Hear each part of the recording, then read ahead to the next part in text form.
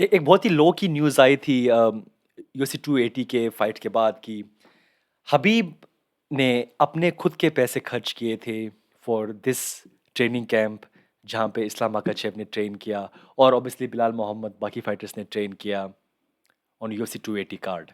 और जो उन्होंने अमाउंट स्पेंड की अपने खुद के पैसों से वो थी लगभग $1 million. $1 million, can you imagine? Habib ने अपने खुद के पैसे खर्च किए इस्लाम और बाकी सब फाइटर्स को ट्रेन करने के लिए उस ट्रेनिंग कैंप के लिए। नाउ $1 मिलियन खर्च करना एक ट्रेनिंग कैंप में कोई नई बात नहीं है, बट ये सिर्फ हमने सुना है for fighters like GSP, fighters like Conor, जो बहुत बड़ी टीम के साथ आते हैं और बहुत पैसा खर्च करते हैं। लेकिन खुद खुद पे मैंने पहली बार सुना है कि किसी फाइटर ने किसी दूसरे फाइटर के लिए, बिकॉज इस्लाम के पास उतने पैसे नहीं हैं इस टाइम पे कि वो खर्च करें, मे बी अब हो जाएंगे शायद। बट हबीब ने अपने पैसे खर्च किए अपने टीममेट पे। ये बहुत ही एक अनकही मैंने बात सुनी मैंने। और ये खर्चे कैसे होगा? आई कैन इमेजिन कि मे बी शायद होटल्स में रहना, फ्लाइट बुक करना, खाना पीना, transportation, equipment, and may be शायद और भी अदर थिंग्स होती हैं, मे बी रिकवरी, सोना, ये वो सब चीज़ें। और मैं ये शायद इससे पहले ये सोच रहा था इस न्यूज़ से पहले, बिकॉज़ जो अबू धाबी की जो रॉयल्स हैं उनकी ख़ास एक दोस्ती है विद हबीब उनके कैंप के साथ। मे बी वो बहुत सारी चीज़ें अपनी तरफ से दे रहे होंगे, बट मे बी शायद जिम है वो उनका यूज़ कर रहे होंगे, बट शायद होटल वगैरह सब चीज़ें हैं, फ्लाइट्स वगैरह हैं।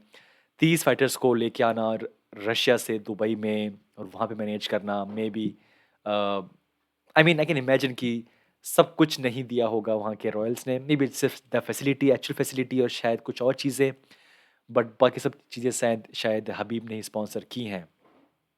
But this is crazy, I mean कैसे आप आई थिंक मुझे याद है कि जब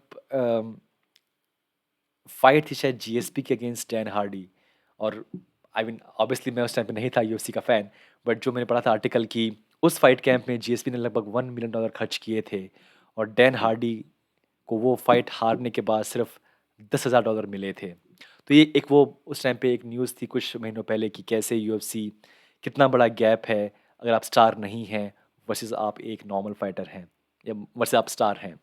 सो और यहाँ पे हबीब का अपने ट्रेनिंग कैंप, अपने अपने दोस्त, अपने टीममेट के ट्रेनिंग कैंप के लिए $1 मिलियन रुपए खर्च करना, too much man, too much. But I guess ये दिखाता है कि वो इस पूरी टीम को अपना मानते हैं। जो उनके फादर थे जब वो थे यहाँ पे, तो ऑब्वियसली मे बी उन्होंने एक एग्जाम्पल सेट किया होगा कि कैसे रखा जाए अपनी टीम को। और पैसा ऑब्वियसली कोई बड़ी चीज़ नहीं है इस टाइम पे हबीब के लिए। ऑब्वियसली ही वाज चैंपियन और बहुत साल तक उन्होंने पेपर व्यू हेडलाइंस किए हैं यूएफसी के अंदर। सो आई कैन इमेजिन कि उनके पास काफ़ी पैसा होगा, एंड ऑब्वियसली उनके पास काफ़ी सारे बिजनेस वेंचर्स भी हैं, सप्लीमेंट्स और अदर सब चीज़ें, घड़ियाँ वड़ियाँ, लॉट ऑफ थिंग्स वो कर रहे हैं। सो आई गेस उनके लिए कोई बड़ी अमाउंट नहीं है, बट बड़ी बात ये कि वो पैसा वो खर्च कर रहे हैं अपने टीममेट्स पे, अपने ट्रेनिंग, अपने दोस्तों के ट्रेनिंग कैंप के लिए। एंड दिखाता है कि वो कितने कितने सीरियस हैं और कितने ज़्यादा बड़े दिल के हैं जब आती है बात अपने ट्रेनिंग कैंप, अपने टीममेट्स, अपने दोस्तों के ऊपर पैसा खर्च करने के लिए।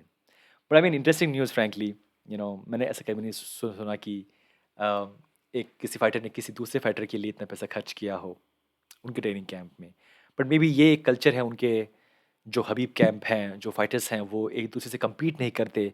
वो और ये सारी बातें मुझे पता चली बिकॉज़ ऑफ बिलाल मोहम्मद, और ऑब्वियसली जो भी आप देखते हैं डॉक्यूमेंट्री जो आती है हबीब कैंप के ऊपर, कि ये फाइटर्स जो कि इस कैंप में हैं, ये एक दूसरे को नहीं समझते कि वो उनके कॉम्पिटिटर हैं या उनमें से एक ही आगे जाएगा। ये पुश करते हैं एक दूसरे को ताकि वो आगे बढ़ें। बिलाल मोहम्मद का जो इंटरव्यू आया था कि उन्होंने बताया कि मैंने ऐसा माहौल पहले कभी नहीं देखा, जहाँ पे हर फाइटर एक दूसरे को पुश कर रहा है। कोई ऐसी फीलिंग नहीं है इल विल की या जेलसी की। सब एक दूसरे को पुश कर रहे हैं, ग्रो कर रहे हैं, हेल्प कर रहे हैं किसी फाइट के लिए, और इसीलिए ये कैंप उनके लिए इतना बेहतरीन था। और बताया बिलाल मोहम्मद ने इस फाइट के बाद कि ये उनके अब तक की पूरे लाइफ का सबसे टफेस्ट ट्रेनिंग कैंप था, और हबीब ने उनको बहुत पुश किया। और जो माहौल था उस ट्रेनिंग कैंप में, डेफिनेटली वो एक बहुत बड़ा रोल प्ले किया कि अब बिलाल मोहम्मद फाइट फिनिश कर रहे हैं इस एग्रेसिव वे में। इस फाइट से पहले शायद हम बात करते कैसे कि Belal Muhammad is like boring fighter, लोग फाइट की फाइट में सो जाते हैं फिर उठते हैं। But I mean Sean Brady को रोकना अपने आप में एक बड़ी अचीवमेंट है वो बिलाल मोहम्मद।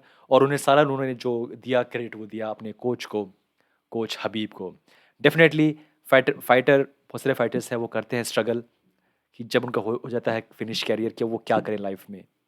और कुछ बहुत ही अच्छे एग्जांपल्स भी हैं जिन्होंने बहुत अच्छा किया है transition from a fighter to maybe a businessman to maybe a commentator. DC एक एग्जांपल हैं, चेल्स सनन एग्जांपल हैं। बहुत अच्छा उन्होंने ट्रांजिशन किया है।